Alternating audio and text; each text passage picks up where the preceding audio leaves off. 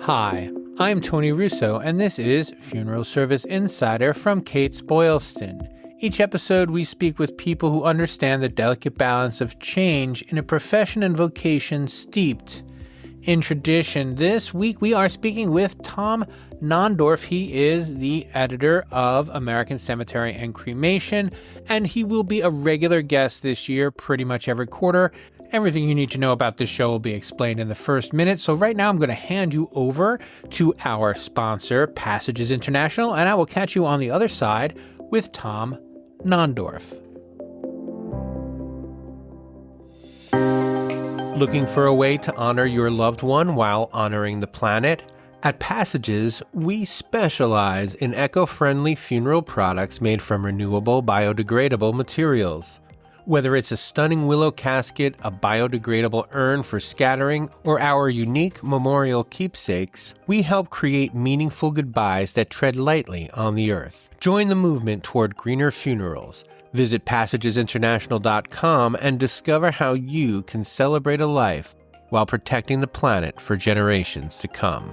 Link in the show notes. So, earlier this year, we did a year in review where I interviewed our editor of American Cemetery and Cremation, Tom Nondorf, and then he interviewed me back, and I said that we would have him on regularly through the year, and we're going to shoot for quarterly, and this is coming out a little earlier than quarterly, but it'll be okay, and we're going to go through some of the stories he's got coming up and some of the stories he's thinking about for March, and of course, some of the highlights for February. If you are not a subscriber to American Cemetery and Cremation, you can subscribe by following the link in the show notes, and you can get the print edition, you can get the digital edition, you can get both. It's worth it. He goes out of his way to make it fun, and if nothing else, there's a puzzle page. Find me another cemetery magazine with a puzzle page. You can't do it. So welcome, Tom. Welcome back. The words Tony left out were back by popular demand. He chose not to say that, but I've had people clamoring for more of me on this podcast. So here I am, Tom Nondorf from American Cemetery and Cremation magazine. Tony, thanks for having me again. It's good when the Kates-Boylston family can get together. Yeah, no, it's fantastic. We don't work in the same office. I think, people probably know that, but if you don't, now you do. So one of the things we were talking about kind of before we got started that I really want to dig in is more of a story idea. Tom's mission in life, at least for now, is figuring out what cemeteries can be, I guess, is the best way to put it. Can you say that better and then tell me what you've been thinking recently along those lines? I'm always hammering Tony with this question. What can cemeteries be? So that's what he's talking about. I'm always learning from people who are in the business and from people who are themselves having to make this decision for their own cemeteries. What can we do to bring more people in, be it just foot traffic, be it just to get people out for awareness, or be it obviously to get people who want to end up at the cemetery in a permanent way or have their loved ones there. So that's my fascination. That is what intrigues me about cemeteries. There's a lot of people who will cite to you the cremation statistics every day, and that cemeteries are going this way or that way, mostly that way. But look, cemeteries are not anathema to cremation, and there's a way in which they walk hand in hand through memorialization, and that's a big part of the puzzle too. But I've been thinking lately just philosophically about just ways to think about, for lack of a better word, how to make cemeteries cool in a different way. And people are doing it. They're doing it before I came along. But I mean, you're hearing of so many interesting things happening at cemeteries that you didn't hear years ago. If I say to you, list a few just off the top of your head, Tony, I bet you could do it right now. Yeah, I mean, I couldn't give you the cemetery names, but if I lived near a cemetery that was older than 75 years old and they didn't have at least one night where there were actors standing out there pretending to be the people that are buried there, I'd be surprised. That's like a really increasingly common one. It's something I think is awesome. It is. And I was talking with Jody Dupree from SCI recently, and he said that's all well and good, but not every cemetery has access to that level of history. Not every cemetery has the most beautiful location exactly, and not the most beautiful history. They don't have what were his words, like, the governor's horse is buried here, and cool Right. stories like that about intrigue. So they don't always have that to work with. So in what ways can they keep themselves relevant, keep local people interested, and knowing that they still exist, and that they're still not just surviving but trying to be thriving. So philosophically, I was thinking about I was a big record collector from the time I was a teenager or younger. I think I got my first record when I was 7, but that was the only way to listen to music. Then everybody was into CDs, and you could just read the paper every day and learn that CDs were taken over one day, and then sure enough, it happened. And then I was walking, for some reason, I was the Luddite of sorts who was sticking with my vinyl collection when everybody else had abandoned it. Well, it allowed me to get a lot of records for cheap when nobody cared about them anymore.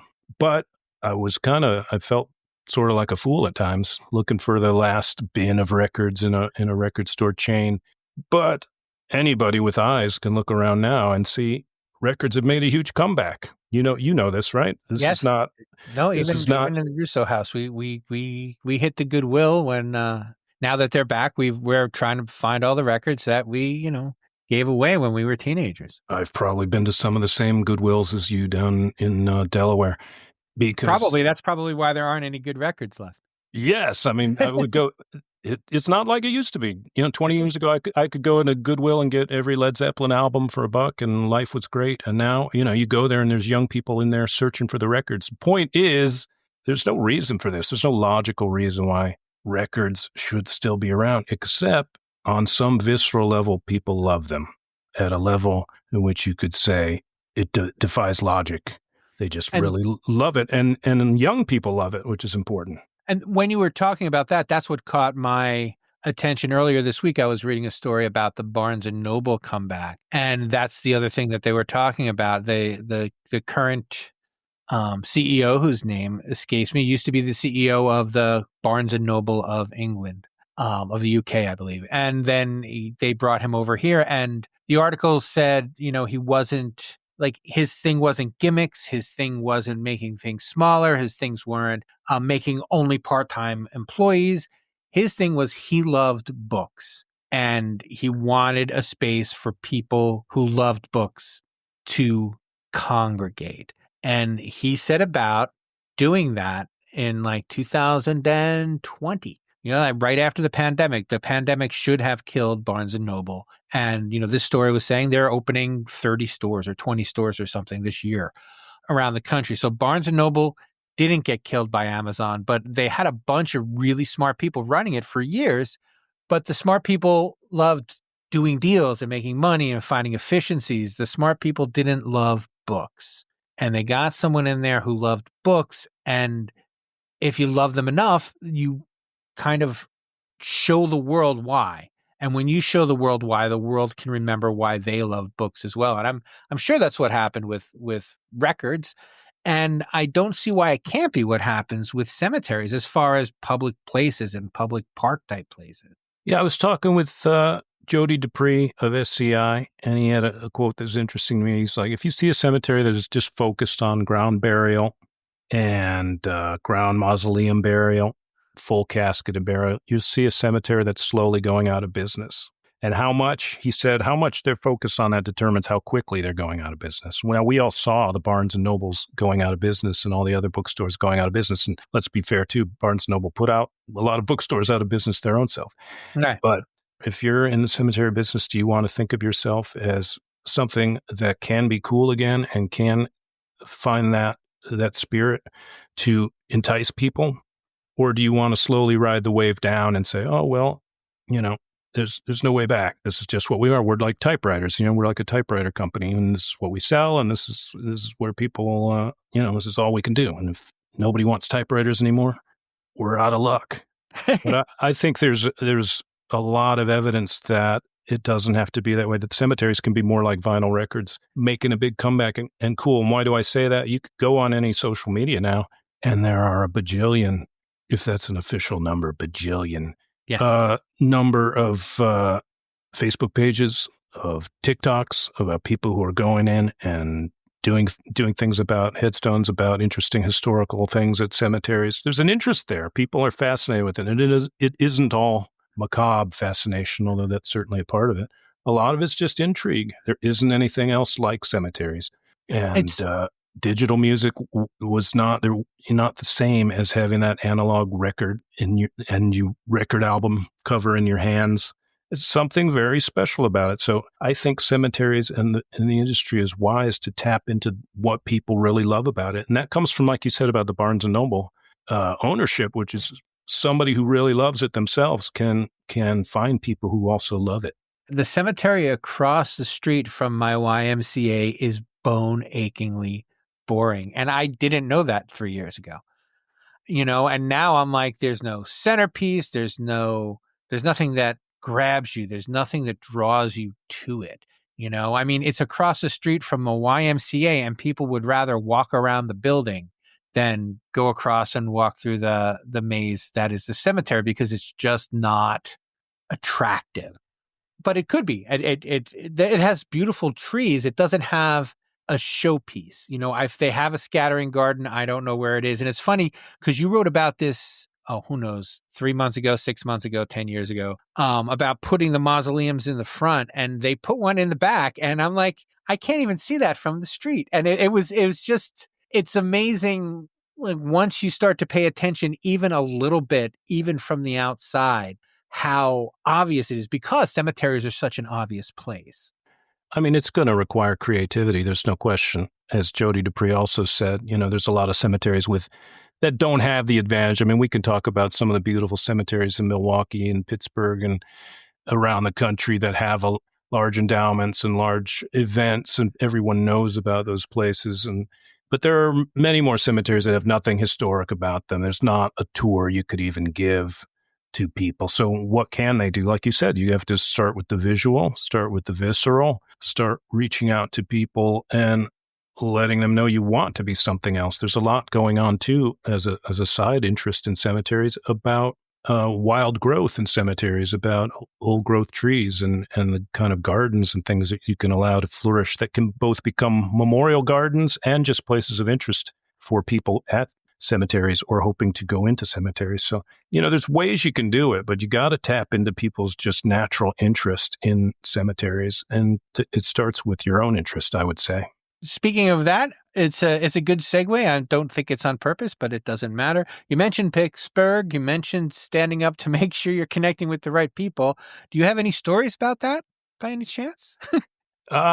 We were talking about our ACE Award winner, American Cemetery Excellence Award winner, Jefferson Memorial in Pittsburgh. And I was talking with Brooke Neal, which you can read about in our February issue, because she's the marketing head there, and she's an interesting person. Her father was the head of the cemetery, and it is still. But she went off and was at the September 11th Memorial in Pennsylvania for the plane that crashed there. She was marketing chief there and then came back to the family business, but she learned a lot there. We were just talking about from the ground up what kind of marketing ideas you have to do to succeed in the world. But I was fascinated for a reason too, because we talk about marketing. We don't always talk about what the specific challenges are, but one thing they were doing was an antique car show at Jefferson Memorial. Very successful for a lot of years. And then one guy decided he didn't like it. He showed up, or he didn't even show up. He just didn't like it. He complained, and he went to the news with it. And you and I talked about, and have talked in numerous ways about the kind of people that go to the news, just to make trouble. And this ended up making trouble for them. And he said, why is there a car show at a cemetery? And why are they spending tax dollars on this and all this? It turns out it's a privately owned cemetery, but whether the media covered that or not, I was fascinated with how you handle that when you end up negatively with your cemetery in the news. We talked about this before with these, the cleanup crisis, right? These cemeteries that end up in the news for junking people's little statues and teddy bears, and how to stay out of the news. Now, she had a very real world example, It was a big news story, and she's like, all right, we're not going to battle this out in the media. We're just going to present our truth and say that this is a very successful fundraiser. The facts are we don't do this on land that has any graves on it. Everything is well kept. Everything is safe. There's nothing crude about it. People love it. Half the people, at least more than half the people that come, are people who have family members buried at the cemetery, and all of this stuff that the media didn't cover right away. But, they were able, what I loved is that they didn't back down and say, oh gosh, yeah, we shouldn't have this type of event at our cemetery. They fought for what they believed in. And I think that's a key moment. That was their way of loving their cemetery. That's what, like, they know what's right for their cemetery. They don't need to be told by someone who doesn't love their cemetery what to do with it, That's exactly right. I think having the number of people show up who did love the event and were also fans of the cemetery, that was its own defense, really. Yes. And there was a great story within that story about a woman whose husband was buried there. Yeah, she showed up and for another event, let's say a Veterans Day event or something like that. And Brooke says to her, "Hey, we have this car show, because she had I want to say a toy car or something. I might be getting the details right." And the woman started crying, and her husband and her had come to the car show every year for like a decade or for several years. It's like it was already its own piece of history. So it was just funny to see somebody try to tear that down and be so wrong about it. But I was really happy that Jefferson Memorial stood up for itself in this climate where people can just complain about a situation and kind of drag it down, and then you have to back down for fear of all the negative reviews that are showing up on a website or something. I thought they handled it really well. Yes, and that's what you have to do if you're going to be the cemetery of the year, isn't it? Hi, I would like to talk to you for just a second about a new publication that we have out at KB Publications, brought to you by American Funeral Director and sponsored by the Wilbert Group. Our 10th edition of Funerals of the Famous is out now.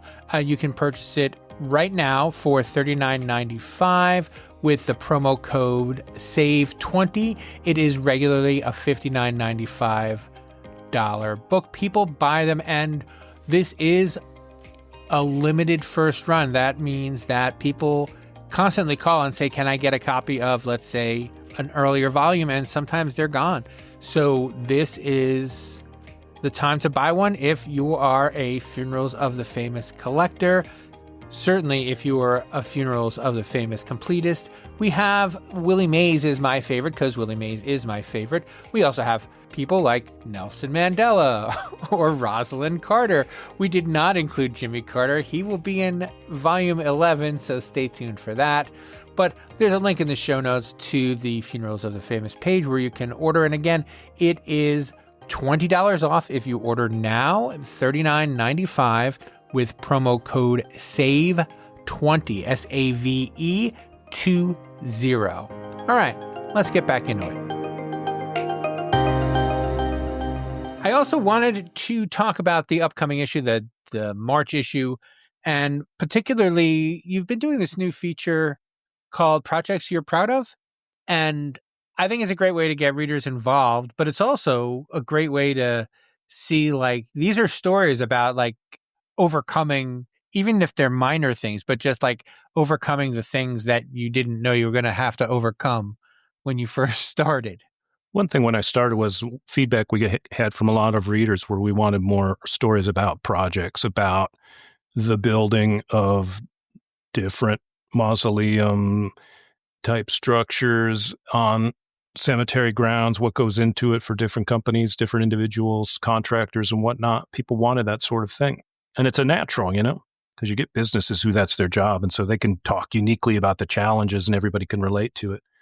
And we did the story in, was it January? It was a story about a company that worked on a monument for a mausoleum that was for Mother Cabrini, the saint, who I remember when I lived in Washington Heights, I could go upstairs to this church and Mother Cabrini's body was there in the altar in a glass case. Well, it turned out that was just a certain percentage of her body, and her head was maybe in Europe somewhere, all of this. But at Travis Monuments was called because she was originally buried upstate New York at a small place where she used to be that was a home for young women. And that was the cemetery she was originally buried at. Well, once she was on track to become a saint, they moved her and did all kinds of wild stuff with her artifacts. So Relics. her relics, yes, that's the right term. I just learned it. Well, Travis was called in to clean up the original burial spot, which still had an original casket sitting in it. And the challenges were, hey, you asked us to kind of clean up this little mausoleum, but our bag isn't really necessary to necessarily skilled in touching this casket. This is a level 2 relic or something like that. Or should we really be touching this? But they trusted the folks from Travis so much that they said, please do something. They ended up cleaning it, making it look really nice. And that was the story, was with Anthony Minozzi of Travis Monuments, a company from upstate New York.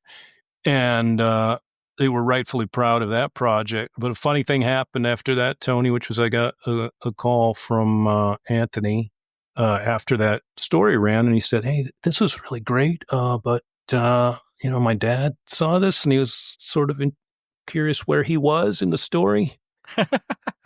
Charles Minozzi was the head of Travis, was Anthony's father, and I said, well, I could just add something in on the online story, or what else could I do? And he said, well, he's celebrating 70 years in the business this year, 2025. I said, that's a story unto itself. So let me talk to Charles. So I end up talking to Charles, and that's going to run in March, which is its own incredible story. 70 years. He started when he was 13 years old.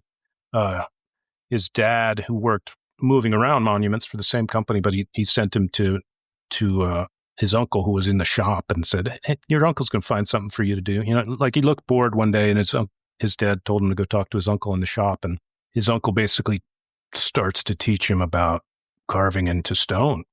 And they were, I think, Minozzi and Sons at that point. Eventually, they split off, and Charles Minozzi and Anthony bought Travis, the company they own now. But that's been 70 years. And it's not, when I talked to him, is to find out he still does it. He's still working on monuments 70 years long. He's been doing that. I don't know what the record is for somebody working in the industry, but it's really incredible. Yeah. I mean, I guess people do that, but the idea of people, pitch them to you though, right? People can write in and say, hey, I have this great story. Oh, I love it. You and I, every time we talk, are trying to get people interested in, telling their stories. There's a million, what did they used to say? There was an old show, Naked City. There's a million stories in the naked city. There's a million billion, as my kids would say, a million billion stories in the world of cemeteries to be told, and in the world of projects. And I love to hear from companies sharing their projects. And it doesn't have to be companies, it could be individuals, but there's so many interesting things going on. And especially in the rise of, when we talk about making sure that memorialization is at forefront in people's minds, the vessels, the different buildings you can build now to house cremated remains, aka ashes, at cemeteries. There's so much that can be built now.